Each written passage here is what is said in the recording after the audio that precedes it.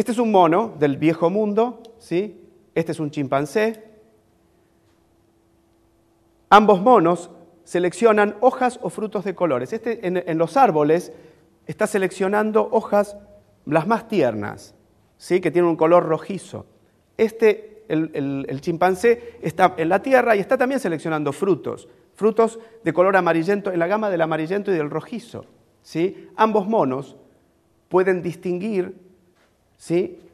El azul, el verde y el rojo. Tienen 3 pigmentos visuales que absorben luz en distintas longitudes de onda. Tiene una media de absorción en distintas longitudes de onda del espectro de la luz. ¿Sí? Uno que absorbe mayoritariamente en la gama de los azules, en el verde y en el rojo. Tienen 3 pigmentos visuales, como nosotros, que también somos monos del viejo mundo. La mayoría de los mamíferos solo pueden distinguir azul y amarillo, son de boca. Los perros son de boca. Yo no los quiero. O de Rosario Central. Ahí está, tenés razón. O de Atlanta. Bien. Tienen...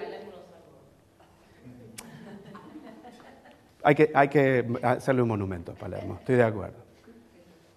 La mayoría de los mamíferos solo pueden distinguir azul y amarillo porque tienen solo 2 pigmentos. Uno que absorbe en esta gama y el otro que absorbe en un punto medio entre la gama de lo que llamamos longitud de onda larga y media.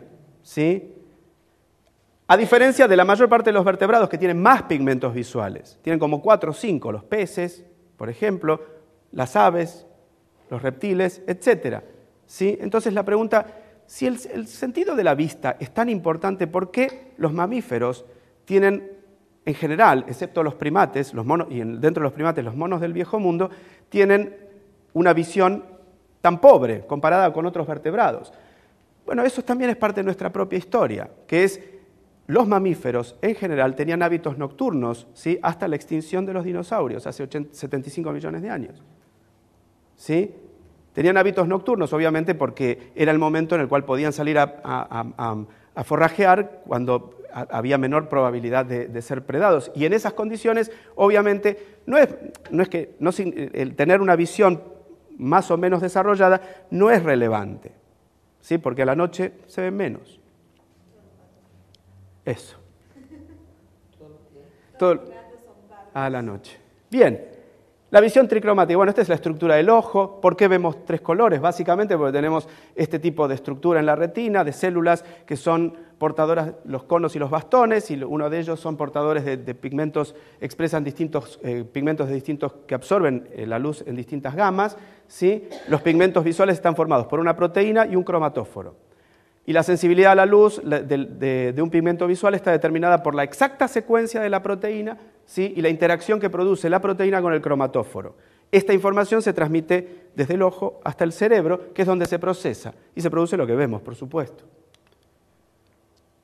¿Qué es lo que digo ahí? ¿Sí? Cuando la luz llega a los cromatóforos, causa cambios en el pigmento y esta información llega a las áreas visuales del cerebro donde se integra. En humanos y monos del viejo mundo hay 3 pigmentos. El de longitud de onda corta, short, medium, medio, y large, ¿sí? Como si fuera que vamos a comprar ropa. Lambda. Lambda.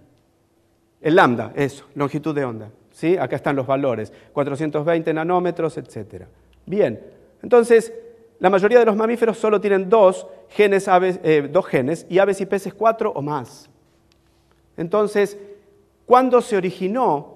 Eso significa que si las formas ancestrales de los mamíferos tienen 2 genes, ¿de dónde sacamos los primates del viejo mundo el tercer gen? ¿De dónde salió ese gen?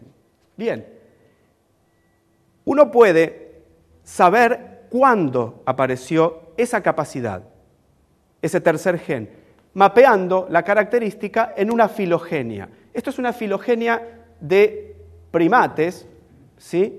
Y lo que vemos es que excepto este taxón de acá, que es un mono del Nuevo Mundo, ¿sí? Que se llama Aotus, todas las formas, hombre, chimpancé, 2 especies de chimpancé, gorila, orangután y otros monos, de todos los monos, excepto este, todos compartimos la visión tricromática. Eso significa que entonces apareció la visión tricromática después que los monos del Viejo Mundo se separaron de los monos del Nuevo Mundo. ¿No es cierto? Los monos americanos, ¿sí?, se separaron de los monos africanos. ¿De acuerdo? Seguramente cuando se produjo la deriva continental, etcétera, etcétera. Eso lo que nos permite es saber cuándo ocurrió esta mutación. Uno recurre, en este caso, a una filogenia, un árbol representativo de las relaciones evolutivas de los taxones que queremos estudiar, de los animales, en este caso, que queremos estudiar.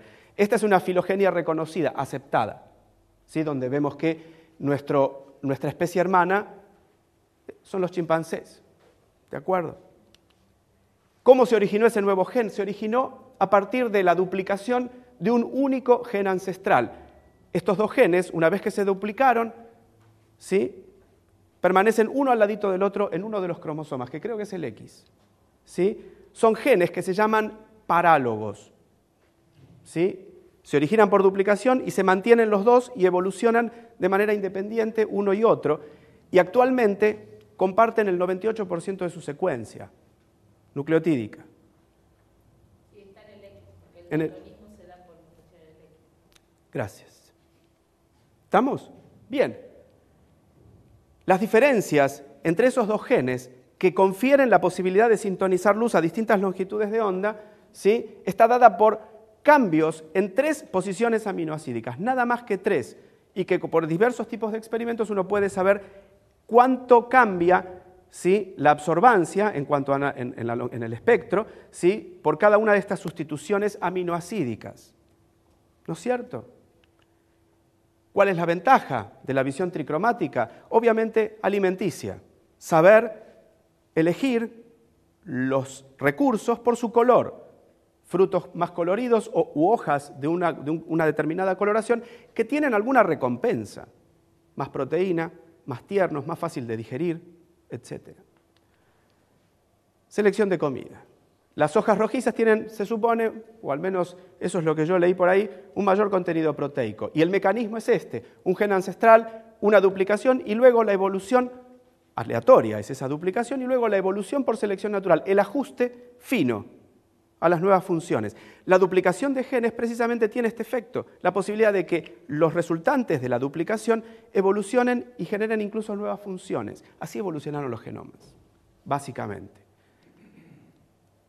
Pero la selección natural, ¿sí?, por un lado ya hemos visto el papel conservador, el papel creativo, pero también en nuestros genomas podemos encontrar otras cosas que se llaman genes fósiles. Son genes cuyo uso y función se han abandonado por la relajación de la selección natural. Miren este caso. Esta es la latimeria. ¿Sí? Es un pez que es clave en la evolución de los tetrápodos. ¿Sí? Estos son las aletas lobuladas típicas. ¿Sí? Es un pez que tiene, digamos, se ha estudiado muchísimo por el papel que ocupa en la evolución de los vertebrados tetrápodos. Este animal vive en cuevas durante el día y caza durante la noche, como si fuera un adolescente, más o menos. ¿Sí? Bien. Entonces, llama la atención. Vive en las profundidades oceánicas, sale durante la noche.